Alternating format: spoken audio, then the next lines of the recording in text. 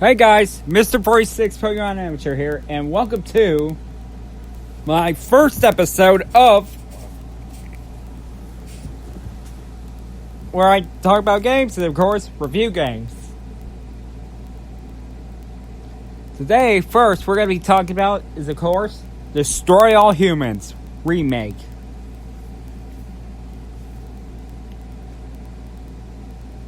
Now, it's not I almost finished the game, but Silhouette is the hardest. But the final boss was really hard.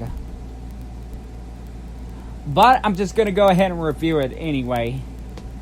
I'd say you guys should get this game because it's to collect. You know, you could do some DNA and you could do some abduction. You know.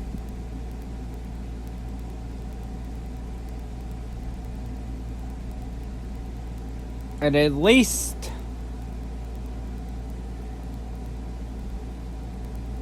it'll be, you know, that this game was a delight because that was a game from 2005 and it was a hit among the gamers because, you know, with the humor. Now we're going to start off with something. The story. It still holds up.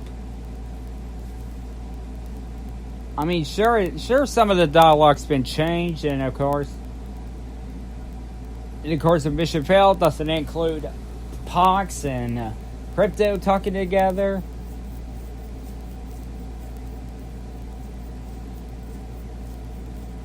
But, however, I'm just gonna go ahead and say it. At least we have, of course, the characters. Alright, the playable character.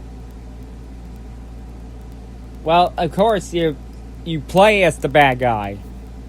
The Furon named Crypto137. Who was on a mission as Crypto136. Sorry, looking for Crypto136. Who has gone around Area 42, which is like far away from Area 51.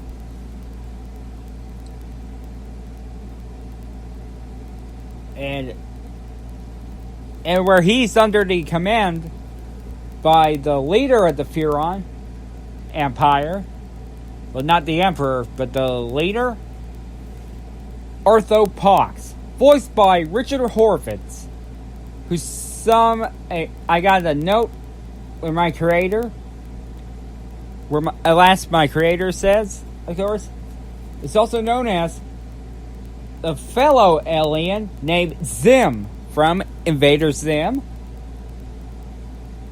and he's also in Psychonauts, but he was also recognizable as Billy from the Grand Adventures of Billy and Mandy.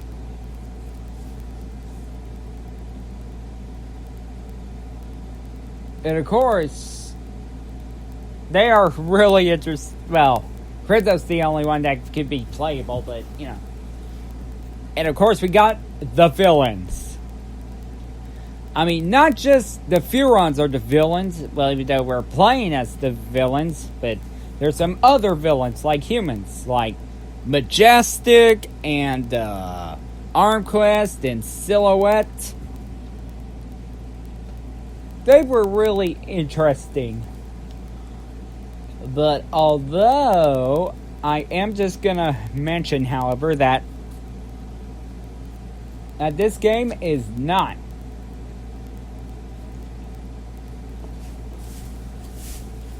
well, sure, it has the difficulty because of the flames.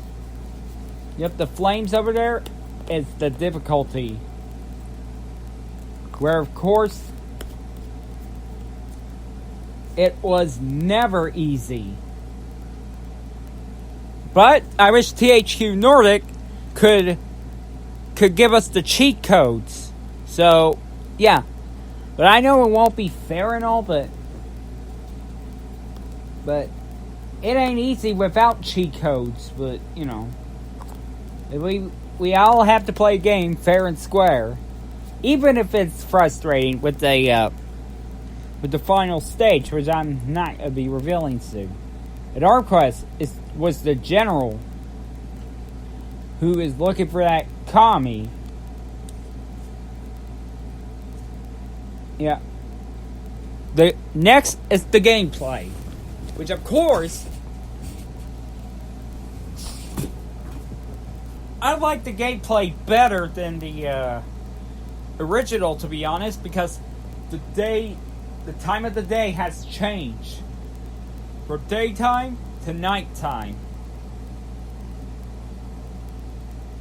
Like with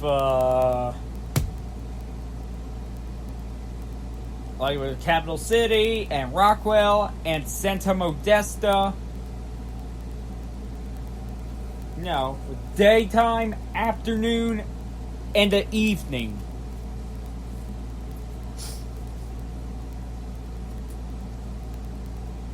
But however, we also have Area 42. Here are the stages. Newer missions. Well, we also have a new bonus mission called Abduction. I tell you, it is the most difficult I have ever done. Because I don't know what to figure out, but then I realized I have to pick up the cows and send them to the tractor beam without killing them. Now that one's probable, but with everyone else, it is confusing. I mean, why can't I just use my flying saucer and abduct them?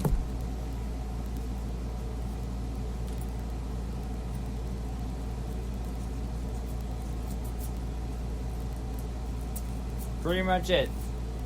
And the difference also is it didn't include the movie, like Plan 9 from Outer Space, like the old game did.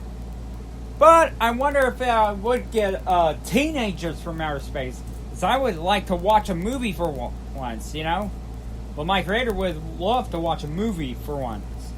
But he's going to be doing the movie reviews, however. Okay. Alright, the score for this game, I enjoyed playing Destroy All Humans. But even though I haven't finished the game yet because of a certain final boss, I enjoyed playing the levels. Thankfully there are some bosses that are easy to handle. There are some bosses that are really getting on your nerves, but there is a difficulty setting on the flames over there. See, with very easy, and then medium, and then very medium, and then hard, and then very hard. So, I'm just going to give this game an 8 out of 10.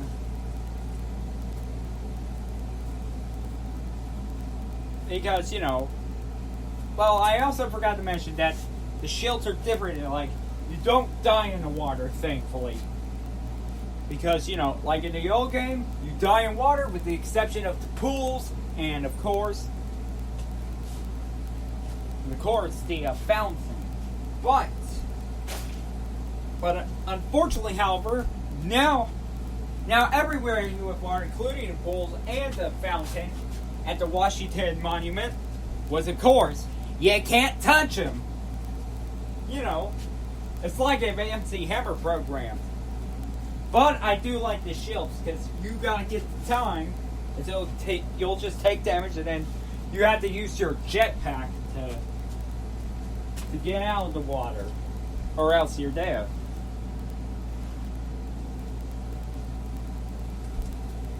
But like I say, the Destroy All Humans remake gets an 8 out of 10.